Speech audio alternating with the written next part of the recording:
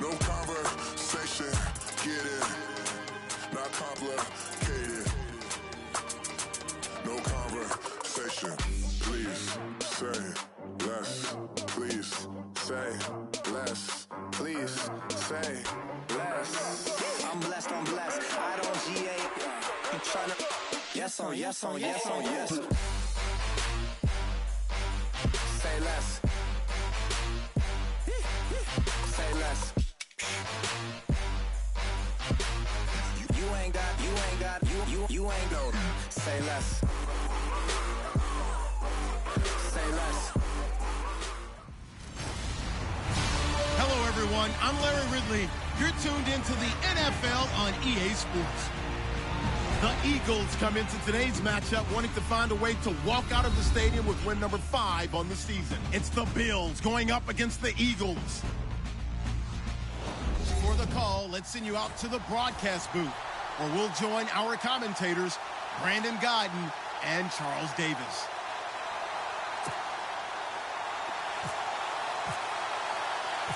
The NFL season has hit high gear, and off we go in Week 11 on EA Sports. That'll be taken in the end zone. And he won't return this one. He'll go down to a knee, and they'll start at the 25. So here come the Bills on offense for the first time. They'll be led out by one of the more mobile quarterbacks in the NFL. It's Tyrod Taylor. Tyrod Taylor's always been a worker, always seeking an opportunity, and one finally came to him in Buffalo, and he seized it.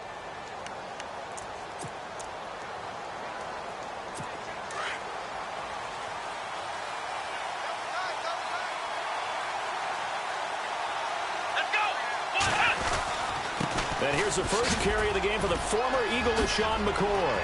And down he goes, but he takes it up to the 40. The numbers last week for Shady McCoy, just downright unbelievable. I mean, when you amass that many yards, I don't know what else to say. Personally, I thought it was a game for the ages for him. Ripped off some long runs in that contest, didn't he? He did indeed. Some very long runs, and that total, scary. And after his performance last week, everybody saw it unbelievable. You can expect a heavy dose of him again, I think. Without a doubt. I mean, why wouldn't you? Because once you establish yourself that way. Pressure comes, and down he goes. The Eagles get there for the sack. So a look here at the key inactives, and we got this list before the game down on the field. They tell us the same thing every time, don't they? Next man up. No excuses. Be ready to play. That's the mantra of every organization. The key is having guys on the roster who are capable of filling in and playing at a high level. That's when you know you've drafted well, scouted free agents well, and stocked your team just the way you're supposed to. They get 5 yards on the run there. Still left staring at a third and about 14.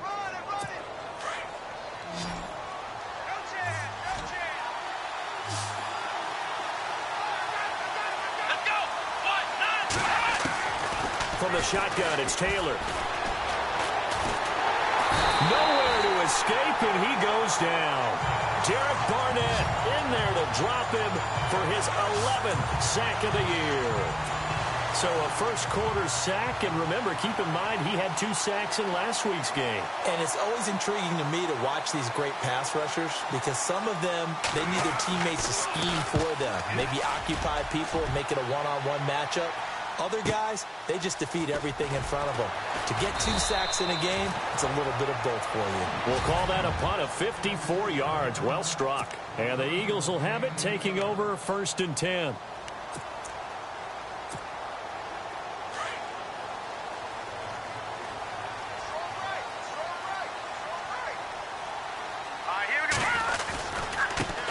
Now a first carry for Donnell Pumphrey.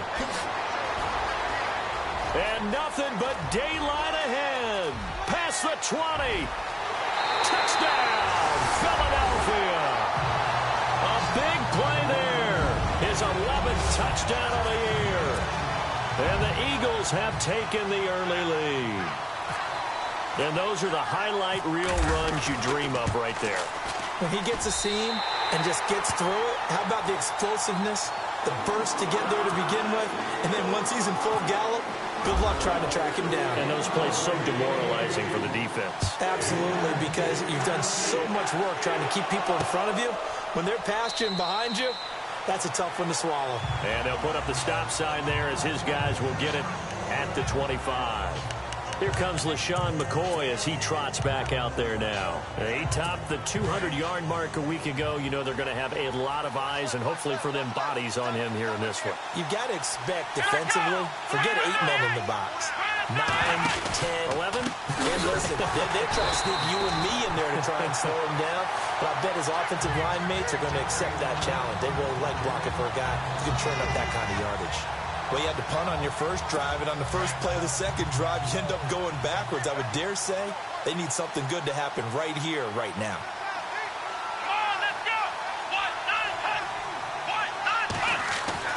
Now Taylor to throw on second down. He's got a man. It's his fullback. And he'll be knocked down sideways at the 28. It's a gain of 5 on the play, and they're going to face a third down. So still in search of the first down after that last completion. On third down, Taylor. He'll set up the screen to McCoy. And eventually taken down, but how about that athletic spin move we saw? Gives him the first down yardage. 15 yards that time, and a Buffalo first. Let's give a little credit there. The offensive play caller sensed that the screen pass was available. Whenever you're getting a lot of heavy pressure towards your quarterback, that's when you're thinking about running the screen and using that pressure against the defense. And it worked very well there for a first down. It's a loss of 2 there, bringing up second down. While we know that the identity of this offense is to throw the ball, they've got to run it every so often, and for no other reason than to tamp down the pass rush. They can't let them just tee off and get to their quarterback.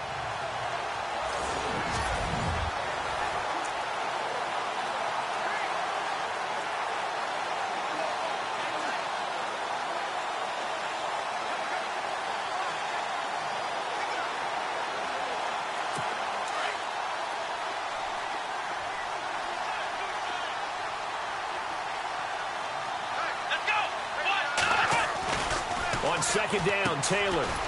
It's a short one here, complete to his tight end. And he'll get up to the 43-yard line. That throw good for only a couple. It brings up third down. I think defensively you're okay with that. You're in the first quarter. He's going to get some catches, but they rallied to him quickly. And that's what you count on, and I like what you just said. First quarter, can you do it all game long? They catch it, you tackle them, they go down on the spot. Because when you're able to do that and you don't give up big chunks of yardage after the catch, now you put the offense in a position where every series they have to work hard to pick up first downs, and you tend to stall them out when you do that. But we always hear about the connections some quarterbacks have with certain receivers. I think this guy has a connection with just about everyone. With Charles Davis, I'm Brandon Gaudin. Second quarter about to get underway with the Bills in possession. And they're on the move here. They've got it 1st and 10. They go back to the ground with McCoy. Just a yard on the first down carry, so it's 2nd and 9. Well, they certainly had success throwing the ball on this drive, and not as much running it as we just saw once again on that last play. Stopped after a very short gain. But I wouldn't abandon the run totally, because otherwise, pass rushers just tee off on your quarterback. Makes it very, very difficult for him in that situation. And not much running room. Down to the 32. Back-to-back 1-yard runs here, so that leaves him with a 3rd down and 8. Well, he hasn't made much of an impact in the running game thus far, and after that last run, not much is going to change in that area. He hasn't been able to get anything going, and really the offensive line not helping him much. This will be caught inside the 10. They're able to convert on 3rd down, and that sets up a 1st and goal. Never make the mistake that the slot receivers, especially the little guys like we're watching here, are just quicker than fast. A lot of them combine quickness and speed, and they catch a lot of football. And he'll take it into the end zone for a Buffalo touchdown. Charles Clay, his 2nd touchdown on the season. And the Bills are an extra point away from tying the football game. Well, we heard it, how heavily they stressed effective goal line offense this week in practice. Pays off there, they punch it in. Now not only have we heard it, we saw it. all that preparation, and what it means is going back and examining what's been going wrong before. How can you correct it? Maybe it's even changes of personnel, but it paid off in this situation. This is fielded at the goal line. And it's a pretty good return here as he'll get it up to the 29-yard line.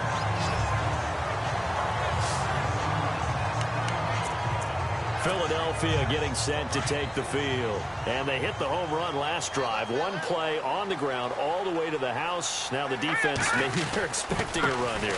Partner, I love your description because when we talk about hitting the home run, we're usually thinking about a passing play, aren't we? Something in the air, deep ball. But how about them just taking it big-time jaunt?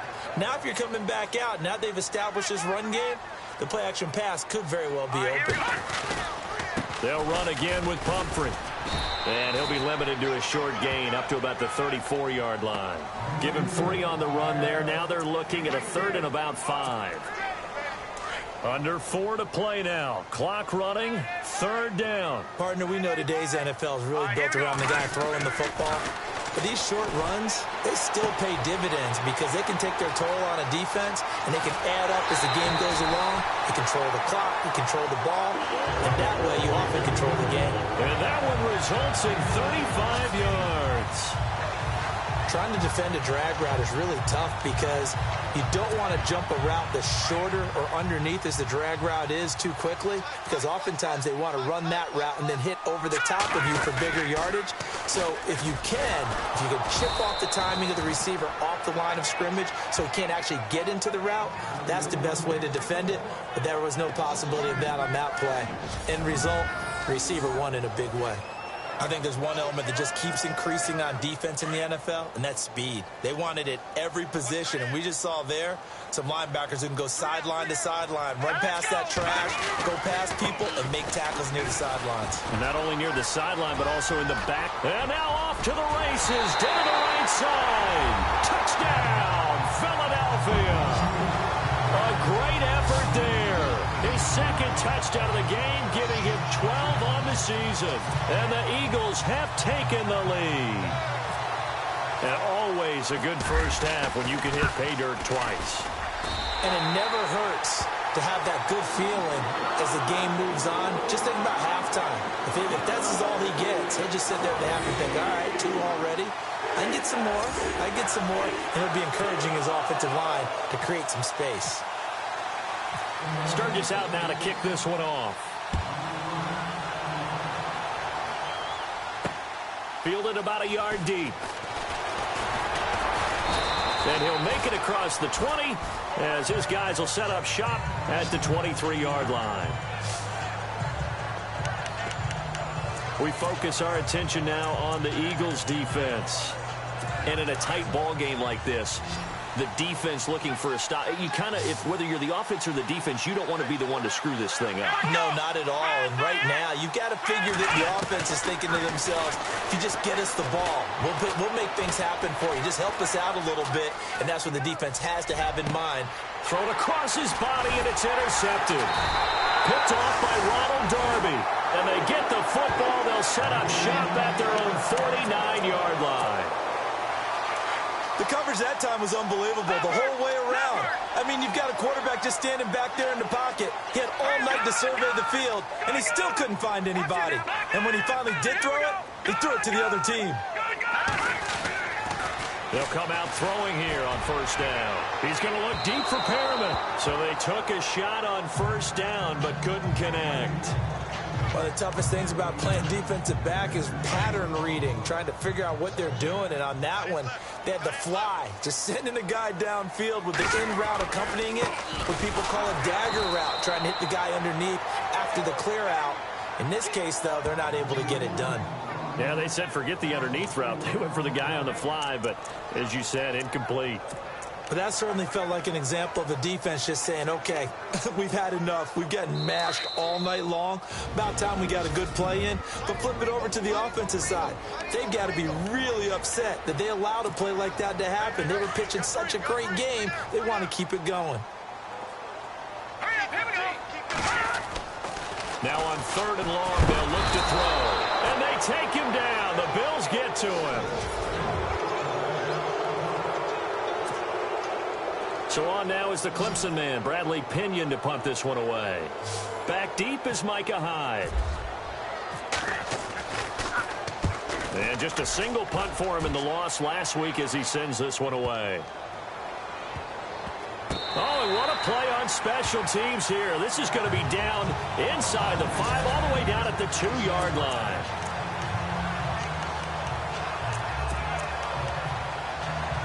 The Bills offense coming out, ready to take over. And still a lot of football to be played in this season. We're only in November. A lot can happen between now and January. But if it ended today, they would just be on the outside of the playoff picture looking in. So a lot to fight for. Yeah, and wasn't it interesting in our meeting with the coaching staff that they all made sure to let us know, we know where we are right now. But the playoffs don't start tomorrow. We still got some time, and they plan on putting it together, formulating a streak, got the whole month of December still left to play. They think they can get in. And they made it very obvious to us that there's no playoff talk in the locker room right now. It's win this game and look to next week. Excellent focus. And now the Eagles going to signal for a timeout. It's just their first, so they'll have 2 remaining here before we get to halftime. Taylor to throw on 3rd down. And Taylor cannot escape. He goes down in the end zone. And you know, the man who sat in my chair the last few years, he has a theory. These plays, these safeties, they're so rare. Maybe they should be worth more than 2, maybe 4 points. I think he's got a great point. I really do, Brandon. But I would go ahead and up it to 6. I'm a former defender. Ooh. To me, that's like scoring a touchdown. Easy now. I'll go 4. I don't know about 6. Come on. Come up to 6. That's a lot of points. Philadelphia getting set to take the field. And they're coming off a 3-and-out, my friend. I think they've got to look at that play sheet and go to a spot that they haven't gone before.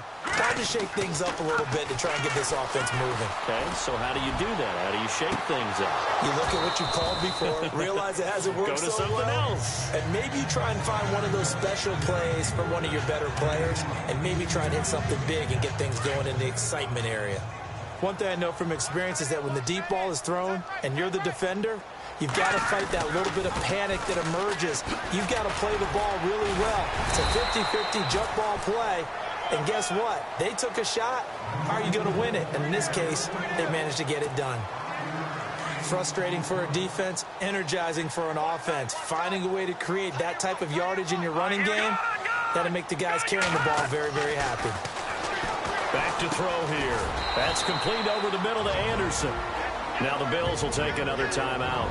So that means they're down to 1 remaining here as we head toward halftime. And how about the call here? They need 2 yards in their own territory on 4th down, and they're going to go for it. Here we go now. Detroit! We got 3, fellas. We got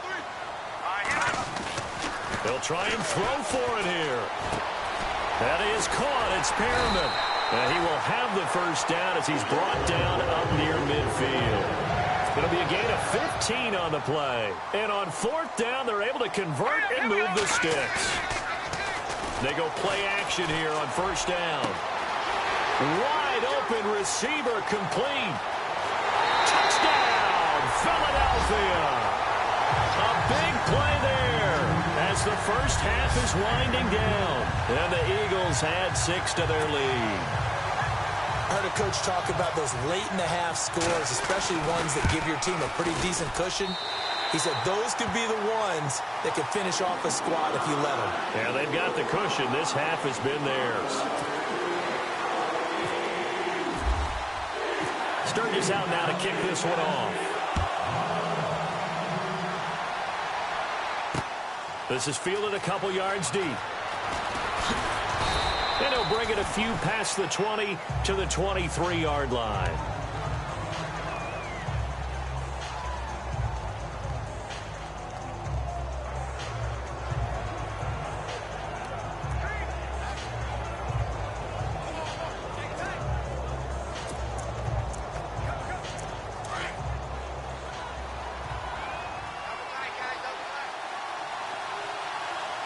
And the D-line pinching together must be expecting the run.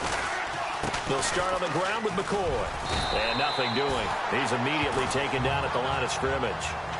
No gain on the play there, second down. No gain on that run, and while the team is down, there's still time to come back and win the football game. If I'm the offensive coordinator, though, I've got to think about moving at a faster pace and maybe opening things up a little bit and throwing it a little bit more. Thanks, Brandon. I'm Larry Ridley, and welcome to our EA Halftime Report. The Eagles are happy to be in front right now. Well, Larry, I know it's late there in Orlando. This is a school night. Folks eager to get right back to the action here in the third quarter. Both teams appear ready for the fight ahead, and we resume action here in quarter number 3. This is taken at the 3. Able to fight through one tackle. And he's able to get it across the 20 to the 25-yard line.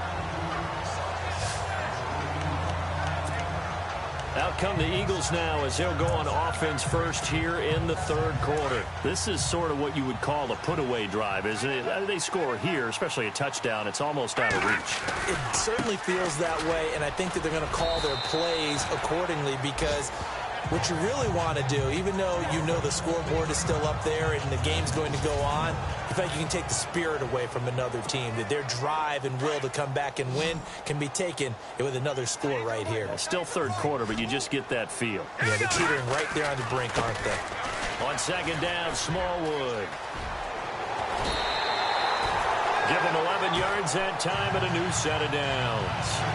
They're trying to show that they can run the ball, protect this lead, give it to the backs, play a little bit of keep away, don't you think? And that's probably a good philosophy at this point, going to make that defense stand up and stop them. Let's go.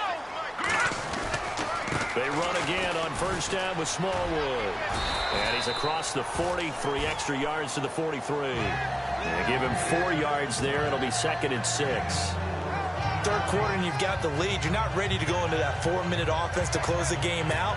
But a running game can really benefit your team right now. Second down following the run. The play clock's running down. Now a give running right. It's Smallwood. And he'll be brought down, losing yardage back at the 40. So he loses 3 yards there. Now third down. The evaluation process in today's NFL does not take into account as much bulk as it does speed, and that's what we're seeing with the linebacker position. Those guys that can run, they can play at any spot because they can make plays on the opposite side of the line of scrimmage. Aguilar has it. There he goes left side, and he is into the end zone. Touchdown, Philadelphia. Nelson Aguilar, his first touchdown on the year, and the Eagles add on to their lead. I think if you polled defensive backs, they would say the corner route, take that out, make it illegal, because that is so hard to recognize and so hard to adjust because your first move is to not get beat in the middle of the field, and that's how they move you first before they break off to the corner. But then as a wide receiver, great job. It's tough to turn those upfield and go, but he did a great job with it there. Really good balance, really good body control, and how about the end result? A touchdown. So here's the Bills offense now. They get ready for their first possession of the second half. They're down in this game. A chance for the offense, though, to put something on the board, get some momentum here in half 2. Try and get things kick-started for them. And you know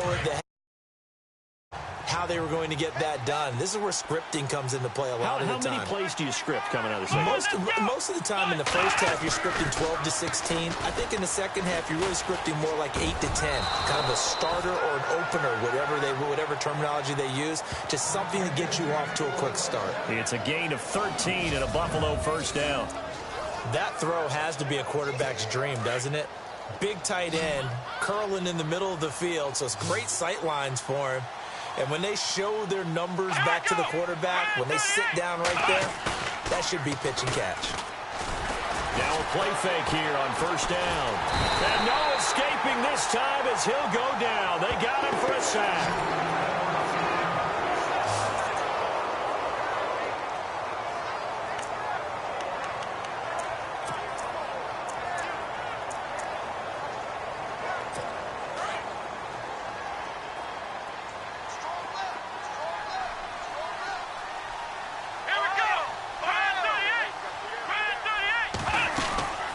Second down, it's McCoy.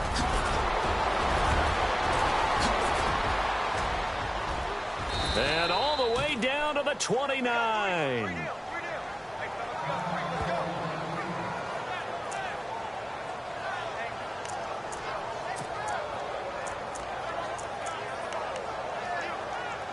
And now a first down following that long gain.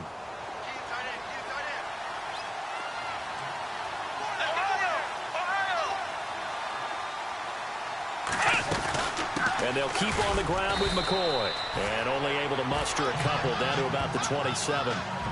I'm wondering, partner, if they might need to sub him out for a play or two, because after that long run he just had on the previous play, he might not have all of his breath back. Yeah, and they went right back to that well. Different result. Second down, 8.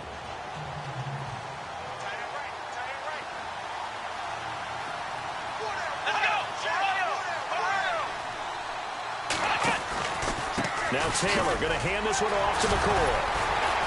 And he'll fight forward maybe to the line of scrimmage, but that's all. Officially no gain on the play, and they're left with a 3rd and 8. Well, at least he was able to break that initial contact, or it could have been a loss. Yeah, give credit to the defensive player, though. What did he do? Made him slow down, slow up his feet, and allowed the rest of the guys to get there to finish him off. Now Taylor on 3rd down. And he's going to go down. They get to him back at the 40. Derek Barnett in there to drop him. And his great season continues. 13 sacks for him now on the year. My man, it's been a rough night for that offensive line, and it's only getting rougher. 5 sacks now that they've given up in this contest so far. It feels like the witching hour out here, doesn't it? Okay, stupid question. What's the witching hour? Yeah, the witching hour. That's when everything goes haywire late at night. Well, this winds up an empty possession. Everything looked okay. He just never got the ball on target. And knowing him, he'll be disappointed with that effort. The Eagles coming out as they get ready. Let's go! Green, 39! Green! They start the drive with Smallwood. And he'll be brought down at the 45-yard line. Give him 10 yards on the pickup, and that'll bring up a second and just about a few inches here. Partner, I remember a coaching friend of mine used to tell his running backs before games, make sure you run and jog with your offensive line in pregame. Get used to the ground shaking when those big behemoths starting to create space for you up front.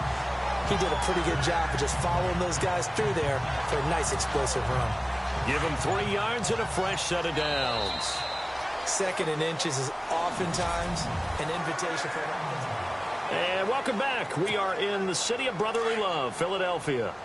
A lot of happy faces in the crowd at this point as their guys have a big lead here to start quarter number 4. Blue 90!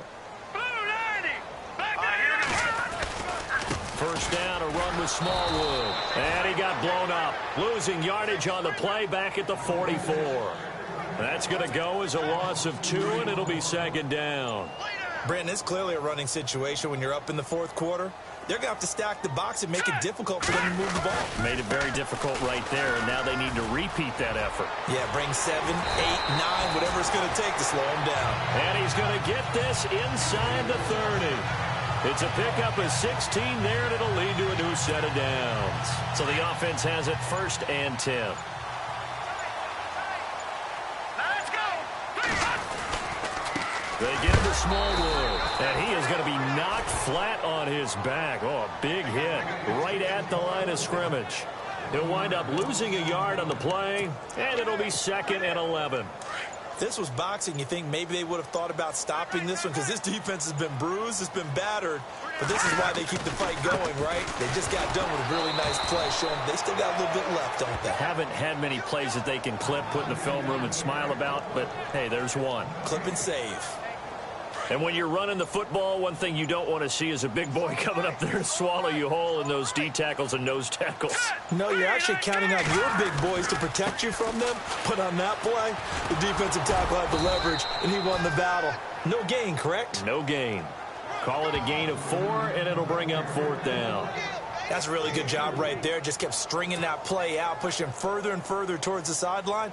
Really good fundamentals by that defense. He was trying to put his foot in the ground and turn upfield. He just couldn't. No, they really had a picket fence in front of him. No room to find to get upfield. And Sturgis able to knock it through.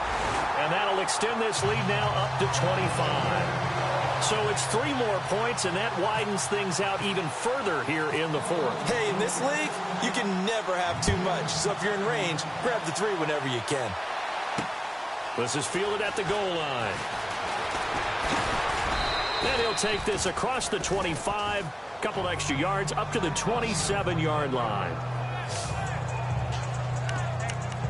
Here's the Buffalo offense now as they get set to take over here. Last time out, they had that long 50-plus yard field goal that they missed. And I'm sure on their sideline they're thinking to themselves, okay, do we still want to try one if we're in that position again? And I would dare say that the answer would be yes. They're going to have a lot of confidence in their kicker. But just to be on the safe side, I'm sure they told their offensive guys, can we get a little bit closer this time? Closer. Yeah, you know, I'd rather get in the end zone first and foremost. But if all else fails, less of a field goal attempt for him. You got the big lead defensively, willing to give him that underneath stuff, right? And this is why you work on your tackling. Tackle them after the catch, inbounds, keep the clock running. Just go ahead and bleed the game out that way. To throw is Taylor. Over the middle and caught by the tight end play. And he's taken down, but not before he gets this into enemy territory across the 40. So it's Bills football here as we get you reset. They've got a 1st and 10 as they search for a late score. Let's go. Now Taylor on 1st down. He's going to leave this for his running back. It's complete. And the play goes nowhere. Losing yardage back near the 40 at the 39.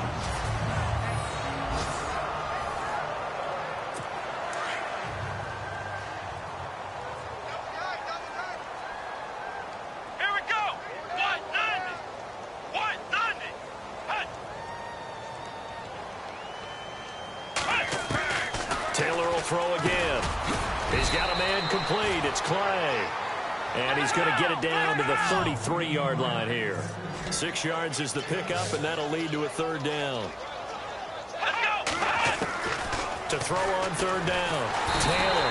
And no escaping this time as he'll go down. They got him for a sack.